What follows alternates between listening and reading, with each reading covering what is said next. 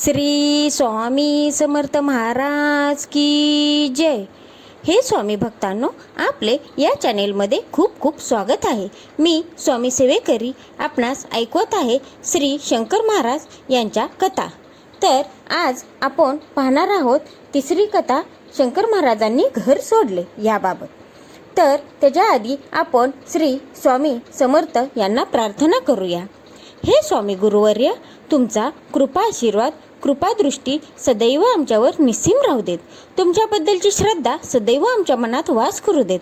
सगळ्यांचं कल्याण करावं। काय चुकलं असेल तर आम्हाला माफ करावं। तुमचा वरद हस्त सदैव आमच्या मस्तकावर असू देत आणि आमचे मस्तक सदैव तुमच्या चरणी लीन असू देत। श्री स्वामी समर्थ। जय जय स्वामी समर्थ। चला तर आपण आता ऐकूया शंकर महाराजांनी घर सोडले याबाबत। दिवसामागून दिवस जात होते। शंकर हळूहळू मोठा होत होता। त्याच्या तपस्येत ध्यानधारणेत गती वाढत होती। त्याचे रानात जाणे सुरूच होते। तेथे शंकरची आता पशुपक्ष्यांशीही गट्टी जमली होती। त्यांच्याबरोबर शंकरचा वेळ जात असे। शंकर जसजसा समजूतदार होऊ लागला तशी त्याला भक्ती मार्गाचीही गोडी लागली। अंतापूर गावातल्या मंदिरात रोज सायंकाळी भजनाचा तर कधी कीर्तनाचा कार्यक्रम होत असे। शंकरचे आई वडील त्याला मंदिरात घेऊन जात असत। तेथील भजन कीर्तनात तो रंगून जात असे। हळूहळू शंकरही भजनात भाग घेऊ लागला। देवाचे नामस्मरण करू लागला। ते बघून मातापित्यांचा आनंद गगनात मावत नसे। शंकरच्या बाललीलांनी चिमणाजी आणि त्यांची पत्नी आनंदून जात असत। ते दोघे शंकरची अधिक काळजी घेत। शंकर प्रत्यक्ष शिवाचा अवतार असल्याची दोघांची खात्री पटली होती। त्यामुळे ते शंकरला फार जपत असत। त्यासोबतच त्यांची शिव आराधना सुरू होती। दिवसामागून दिवस जात होते। शंकर हळूहळू मोठा होत होता। त्याचबरोबर शंकरची ध्यानधारणा, अध्यात्म, ईश्वरचिंतन यात दिवसेंदिवस प्रगती होत होती। तो अधिकाधिक अंतर्मुख होत होता, विचारमग्न होत होता। आई वडील त्याला जीवापाड जपत होते। बाल्यावस्था संपून शंकरची किशोरावस्था सुरू झाली होती। त्याचे तेज वाढले होते। त्याच्या बोलण्यात आत्मविश्वास वाढला होता। शंकर साधासुद्धा नाही, तो दैवी अवतार आहे याची आई वडिलांनाच नव्हे तर गावकऱ्यांनाही खात्री पटली होती। कारण शंकरच्या बोलण्याची अनुभूती अनेकांना आली होती। अशा तेजस्वी पुत्राचे आपण आई वडील आहोत याचा त्यांना खूप आनंद वाटत होता। एके दिवशी मात्र एक आश्चर्यकारक घटना घडली। त्यामुळे चिमणाजी आणि त्यांची पत्नी हादरली।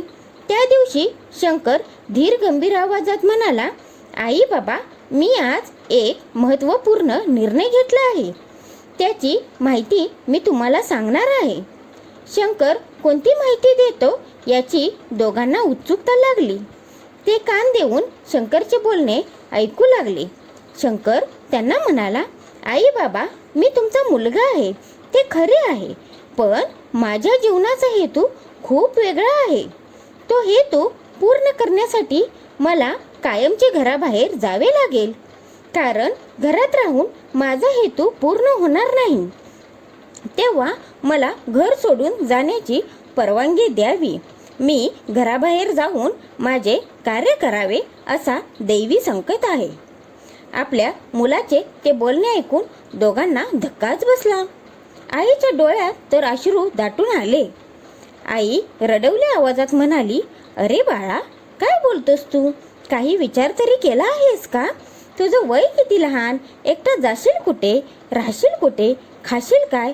याचा जरा तरी विचार कर। आई, मी आता लहान राहिलो नाही। मला पूर्ण समज आली आहे। दैवी संकेत मला समजला आहे। त्यानुसार वागणे मला भाग आहे। तेव्हा मला तुम्ही आनंदाने जाण्याची परवानगी द्या, असे शंकर म्हणाला। अरे बाळा, तूच आमच्या जीवनाचा खरा आधार आहेस। तुझ्याशिवाय आम्ही जगणार कसे? बाबा कळवळून म्हणाले, बाबा, तुम्ही जराही काळजी करू नका। तुम्हाला लवकरच जुळी मुले होणार आहेत। तेच तुमचा सांभाळ करतील।